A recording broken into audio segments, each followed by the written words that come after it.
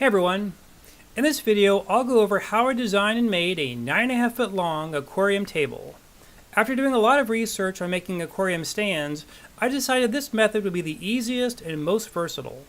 Step 1 was to buy standard cement blocks, which measure about 8 by 8 by 16 inches.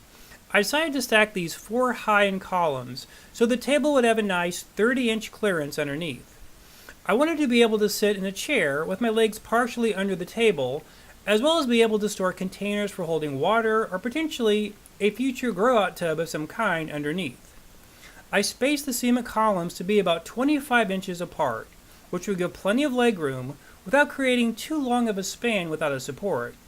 Because of the 9.5 foot size I was dealing with, I made one double column section. I positioned the cement columns so the tabletop would be about 3 inches from the back wall, so an 18-inch wide 40-gallon breeder would have a good 6 inches of clearance. Next, I took some vinyl flooring, which was left over from when we redid our kitchen floors, and cut them to snugly fit around the cement columns.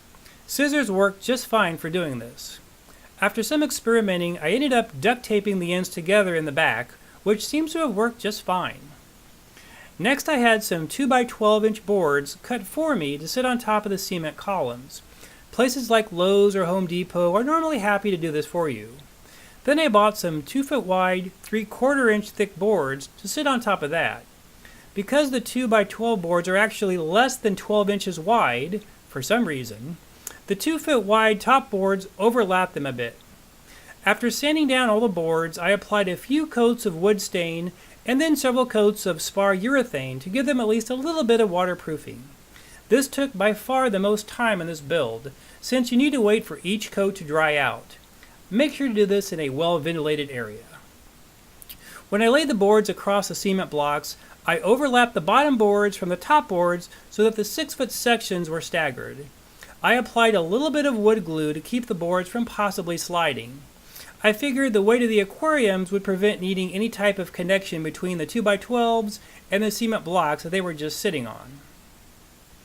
So it took a little bit of time and a whole lot of measuring and remeasuring, but no part of this build required any woodworking tools or real skill of any kind.